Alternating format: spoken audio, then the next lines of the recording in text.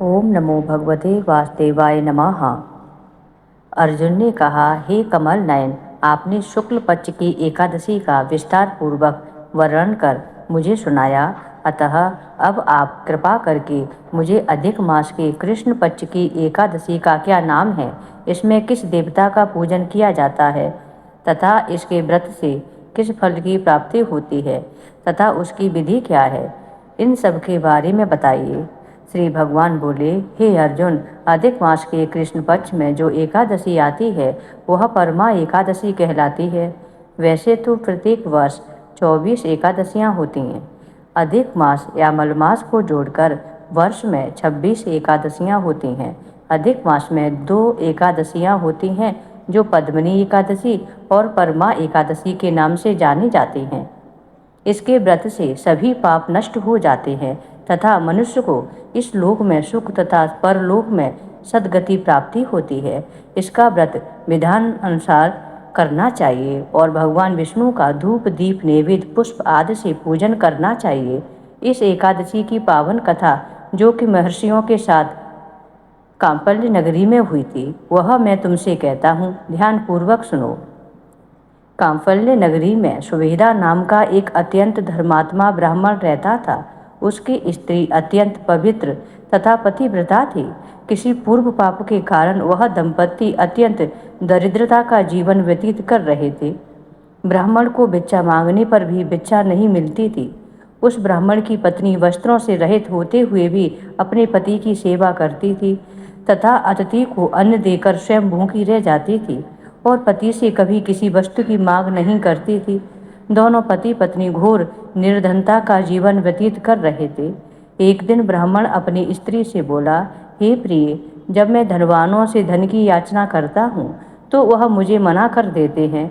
गृहस्थी धन के बिना नहीं चलती, इसलिए यदि तुम्हारी सहमति हो तो मैं परदेश जाकर कुछ काम करूं, क्योंकि विद्वानों ने कर्म की प्रशंसा की है। ब्राह्मण की पत्नी ने विनीत भाव से कहा, हे स्वामी, मैं आपकी दासी हूँ। पति अच्छा और बुरा जो भी कहे पत्नी को वही करना चाहिए। मनुष्य को पूर्व जन्म में किए कर्मों का फल मिलता है। सुमेरु पर्वत पर रहते हुए भी मनुष्य को बिना भाग्य के स्वर्ण नहीं मिलता। पूर्व जन्म में जो मनुष्य विद्या और भूमि दान करते हैं उन्हें अगले जन्म में विद्या और भूमि की प्राप्ति होती है। ईश्वर ने भाग्य में जो कुछ लिखा उसे टाला नहीं जा सकता। यदि कोई मनुष्य दान नहीं करता तो प्रभु उसे केवल अन्न ही देते हैं। इसलिए आपको इसी स्थान पर रहना चाहिए, क्योंकि मैं आपका विछोह नहीं सह सकती। पति बिना स्त्री की माता पिता भाई ससुर तथा संबंधी आदि सभी निंदा करते हैं। इसलिए हे स्वामी, कृपा कर आप कहीं ना जाएं। जो भाग्य में होगा वही यही प्राप्त हो जाएगा। स्त्री की सलाह मानकर ब्राह्मण परदेश नहीं गया। इसी प्रकार समय बीतता रहा। एक बार कौंडिन्य ऋषि वहां आए। ऋषि को देखकर ब्राह्मण सुमेधा और उसकी स्त्री ने उन्हें प्रणाम किया और बोले, आज हम धन्य हुए। आपके दर्शन से आज हमारा जीवन सफल हुआ। ऋषि को उन्होंने आसन तथा भोजन दिया। भोजन देने के बाद पतिव्रता ब्राह्मणी ने कहा, हे ऋषिवर, कृपा कर आप मुझे दरिद्रता का नाश करने की विधि बताइए। मैंने अपने पति को परदेश में जाकर धन कमाने से रोका है। मेरे भाग्य से आप आए हैं। मुझे पूर्ण विश्वास है कि अब मेरी दरिद्रता शीघ्र ही नष्ट हो जाएगी। अतः आप हमारी दरिद्रता नष्ट करने के लिए कोई उपाय बताइए। ब्राह्मणी की बात सुन कौंडिन्य ऋषि बोले, हे ब्राह्मणी, मल मास की कृष्ण पक्ष की परमा एकादशी के व्रत से सभी पाप दुख और दरिद्रता आदि नष्ट हो जाते हैं। जो मनुष्य इस व्रत को करता है वह धनवान हो जाता है। इस व्रत में नृत्य गायन आदि सहित रात्रि जागरण करना चाहिए।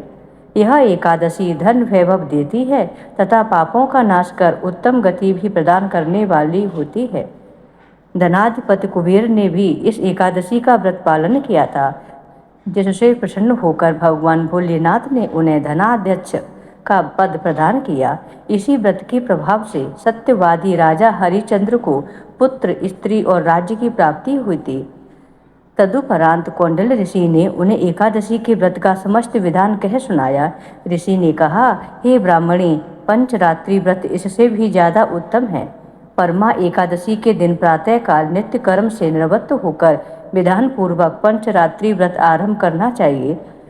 जो मनुष्य 5 दिन तक निर्जल व्रत करते हैं वे अपने माता पिता और स्त्री सहित स्वर्गलोक को जाते हैं। जो मनुष्य इस व्रत में अश्व दान करते हैं उन्हें तीनों लोकों को दान करने का फल मिलता है। जो मनुष्य उत्तम ब्राह्मण को तिल दान करते हैं वे तिल की संख्या के बराबर वर्षों तक विष्णु लोक में वास करते हैं। जो मनुष्य घी का पात्र दान करते हैं वह सूर्य लोक को जाते हैं।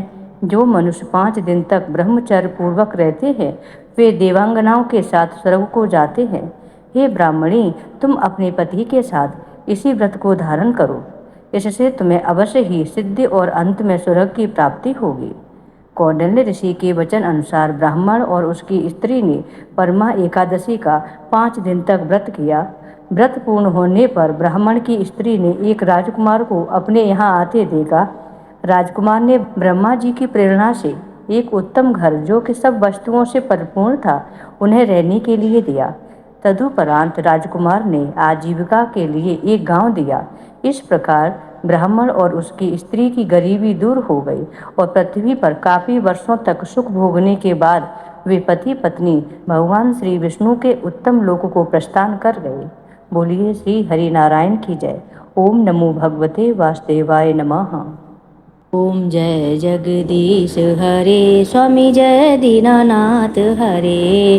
भक्त जनों के संकट क्षण में दूर करे। जो ध्यावे फल पावे, दुख बिन से मन का। सुख संपत्ति घर आवे, कष्ट मिटे तन का। मात पिता तुम मेरे, शरण गहूँ मैं किसकी। तुम बिन और न दूजा, आस करूँ मैं जिसकी। ओम जय जगदीश हरे, तुम पूरन परमात्मा तुम्हें अंतर्यामी। पार ब्रह्म परमेश्वर तुम सबके स्वामी। तुम करुणा के सागर तुम पालन करता। मैं मूरख खल कामी, कृपा करो भरता। तुम हो एक अगोचर सबके प्राणपति। किस विध मिलूं दया मैं तुमको मैं कुमति। दीन बंधु दुख हरता तुम्हें ठाकुर मेरे। अपने हाथ उठाओ उधार पड़ा मैं तेरे। विषय विकार मिटाओ पाप हरो देवा।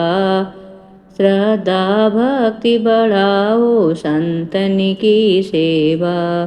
ओम जय जगदीश हरे, तनु मन धन और संपत्ति सब कुछ है तेरा। तेरा तुझको अर्पण क्या लागे मेरा। ओम जय जगदीश हरे, जगदीश्वर जी की आरती जो कोई नर गावे। कहत शिवानंद स्वामी मनोवांछित फल पावे। ओम जय जगदीश हरे, स्वामी जय दीनानाथ हरे। बोली श्री हरि नारायण की जय।